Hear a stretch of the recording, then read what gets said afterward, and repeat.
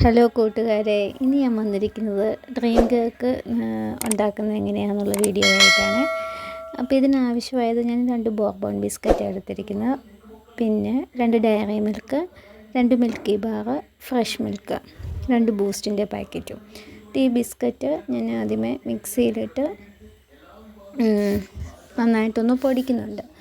ഈ പൊടിച്ച ബിസ്ക്കറ്റിനകത്തേക്ക് ഞാൻ കുറച്ച് വെള്ളം, നിങ്ങളുടെ കയ്യിൽ പാലുണ്ടെങ്കിൽ അത് ആഡ് ചെയ്യാം. എൻ്റെ കയ്യിൽ പാലില്ലാത്തത് കൊണ്ട് ഞാൻ കുറച്ച് വെള്ളം ഒഴിച്ച് മിക്സ് ചെയ്ത് നന്നായിട്ട് ഒരു പേസ്റ്റ് പരുവത്തിലാക്കുന്നുണ്ട് കേട്ടോ. പിന്നെ ഒരിടയ്ക്ക് എനിക്കൊന്ന് കുറേ നാൾ മുമ്പ് ഡ്രീം കേക്ക് യൂട്യൂബിലൊക്കെ ഭയങ്കര വൈറലായിരുന്നല്ലോ.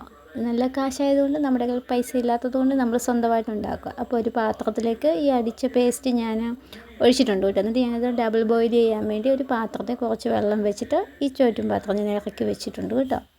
പിന്നെ ഞാൻ എടുത്തിരിക്കുന്ന ഒരു മിക്സിയുടെ ജാറിൽ ഫ്രഷ് മിൽക്ക്, പിന്നെ കുറച്ച് പഞ്ചസാര പൊടിച്ചത്. ഫ്രഷ് മിൽക്കിന് മധുരമൊന്നും ഇല്ലാത്തതുകൊണ്ട് ഞാൻ കുറച്ച് പഞ്ചസാര പൊടിച്ചതും കൂടെ ഒന്ന് മിക്സിയിൽ അടിച്ച് ഇറക്കുന്നുണ്ട് കേട്ടോ. അപ്പോഴേക്കും നമ്മുടെ ബിസ്ക്കറ്റ് പൊടിച്ചത് ആയിട്ടുണ്ടായിരുന്നു. അതിനകത്തേക്ക് ഞാൻ കുറച്ച് ഷുഗർ സിറപ്പാണ് ഒഴിച്ചിരിക്കുന്നത്. അതായത് കുറച്ച് വെള്ളത്തിൽ കുറച്ച് പഞ്ചസാര മിക്സ് ചെയ്തിട്ട് ഷുഗർ സിറപ്പ് ഉണ്ടാക്കിയിട്ടുണ്ടായിരുന്നു.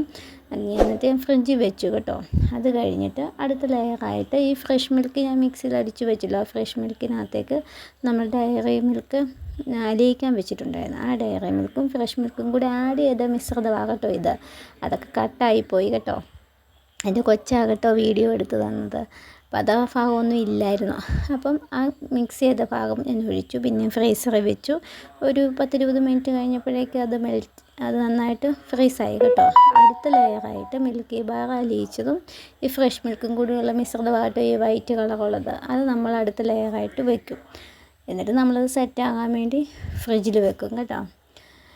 പിന്നെ മിച്ചമുള്ള കുറച്ച് ഫ്രഷ് മിൽക്കിനകത്തേക്ക് ഞാൻ ഒരു ബൂസ്റ്റിൻ്റെ പാക്കറ്റ് പൊട്ടിച്ച് അത് ഒന്ന് മിക്സ് ചെയ്ത് വെക്കുന്നുണ്ട്.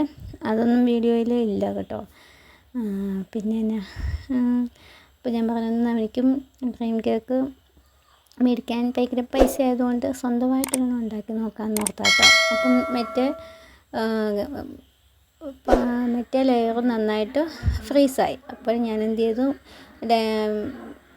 നമ്മുടെ ബൂസ്റ്റ് മിക്സ് ചെയ്ത അതും ഞാൻ ഒഴിച്ചു കേട്ടോ. ഒഴിച്ചിട്ട് ഞാൻ ഫ്രീസറിൽ വെച്ചു. അതും ഫ്രീസായിട്ട് വന്നിട്ടുണ്ട്.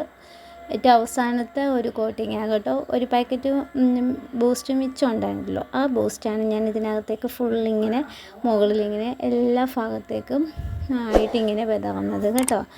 ഇതിൽ കുറേ ഭാഗങ്ങളൊക്കെ വീഡിയോ ഇല്ല. ഞാൻ പറഞ്ഞല്ലോ, എൻ്റെ ചേച്ചിയേട്ടൻ്റെ കൊച്ചാണ് വീഡിയോ എടുത്തു തന്നത്.